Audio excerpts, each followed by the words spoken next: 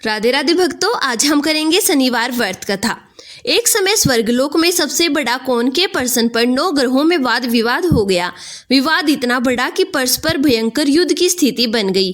निर्णय के लिए सभी देवता देवराज इंद्र के पास पहुंचे और बोले, हे देवराज, आपको निर्णय करना ही होगा कि हम में से सबसे बड़ा कौन है।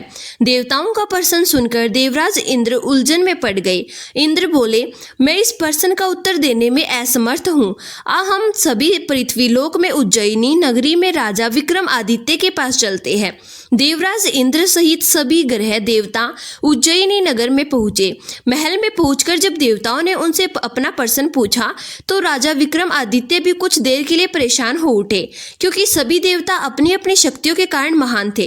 किसी को भी छोटा या बड़ा कह देने से उनके क्रोध के प्रकोप से भयंकर हानि पहुंच सकती थी। अचानक राजा विक्रम आदित्य को एक उपाय सूझा।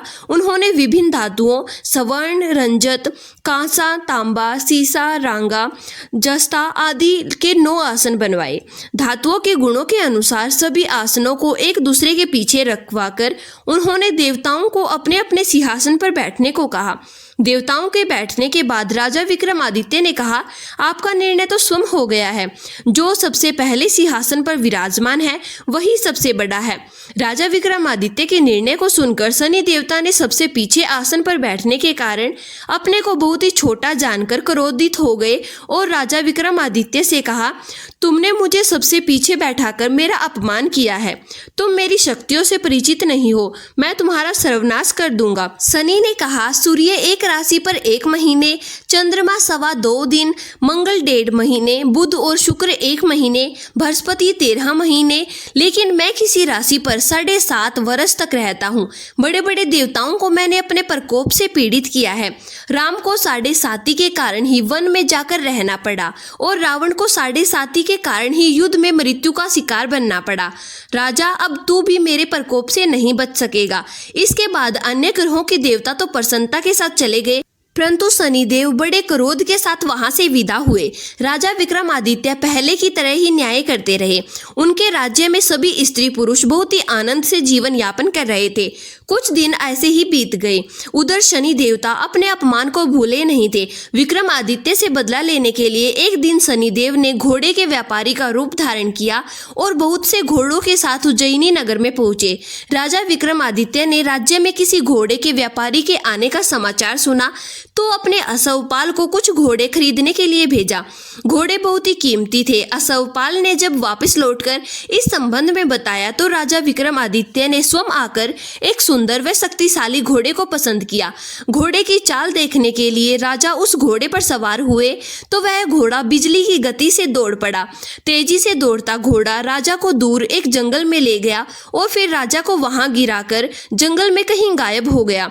राजा अपने नगर को लौटने के लिए जंगल में भटकने लगा, लेकिन उन्हें लौटने का कोई रास्ता नहीं मिला। राजा को भूख प्यास लगाई। बहुत घूमने पर उसे एक चरवाहा मिला। राजा ने उससे पानी मांगा। पानी पीकर राजा ने उस चरवाहे को अपनी अंगूठी दे दी। फिर उससे रास्ता पूछकर वह जंगल से निकलकर पास के नगर में पहुंचा। राजा ने एक सेठ की दुकान पर बैठकर कुछ देर आराम किया।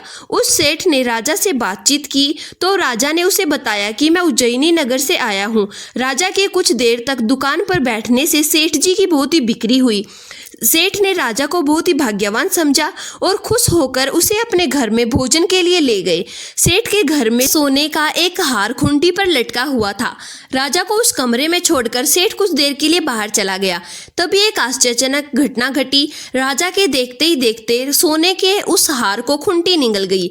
सेठ ने कमरे में लौटकर हार को गायब देखा तो चोरी का संदेह राजा पर किया, क्योंकि कमरे में राजा के अकेला था।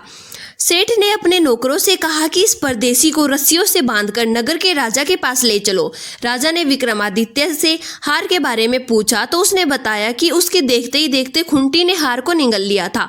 इस पर राजा ने क्रोधित होकर चोरी करने के अपराध में विक्रमादित्य के हाथ पांव काटने का आदेश दे दिया।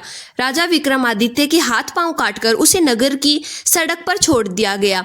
कुछ दिन बाद एक तेली उसे उठाकर अपने घर ले गया और उसे अपने कोल्हू पर बैठा दिया। लिया।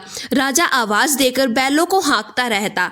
इस तरह तेली का बैल चलता रहा और राजा को भोजन मिलता रहा।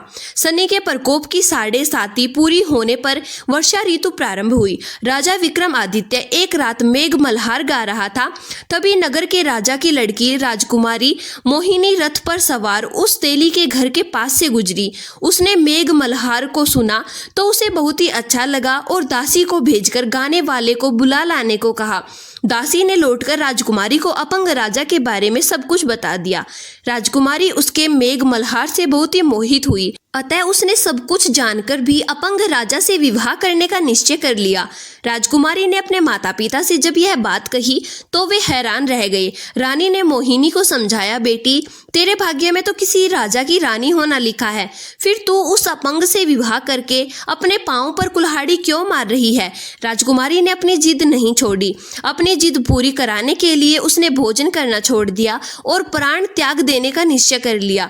आखिर रानी को विवश होकर अपंग विक्रमादित्य से राजकुमारी का विवाह कराना पड़ा। विवाह के बाद राजा विक्रमादित्य और राजकुमारी तेली के घर में रहने लगे। उसी रात सौपन में शनिदेव ने राजा से कहा, राजा तुमने मेरा प्रकोप देख लिया, मैंने तुम्हें अपने अपमान का दंड दिया है।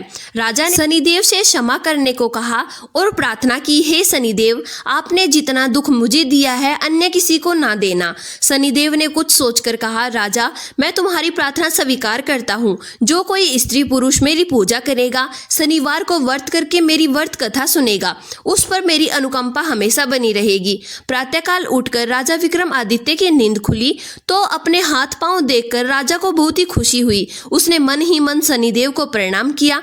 राजकुमारी भी राजा के हाथ पांव सही सलामत देखकर आश्चर्य में डूब गई। तब राजा विक्रमादित्य ने अपना परिचय देते हुए शनिदेव के प्रकोप की सारी कहानी सुनाई। सेठ को जब इस बात का पता चला तो दौड़ता हुआ तेली के घर पहुंचा और राजा के चरणों में गिरकर क्षमा मांगने लगा।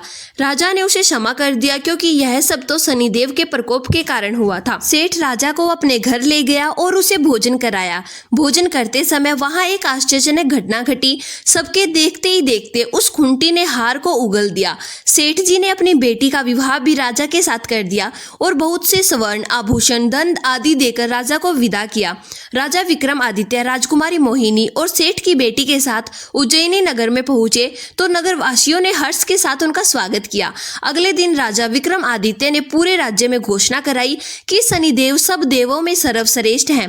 प्रत्येक स्त्री पुरुष शनिवार को उनका व्रत करे और व्रत कथा अवश्य सुने। राजा विक्रमादित्य की घोषणा से शनिदेव बहुत ही प्रसन्न हुए। शनिवार का व्रत करने और व्रत कथा सुनने के कारण सभी लोगों की मनोकामनाएं शनिदेव की अनुकंपा से पूरी होने लगी। सभी लोग आनंद पूर्वक रहने लगे। भक्तों प्रेम से बोलिए शनिदेव महाराज की जय।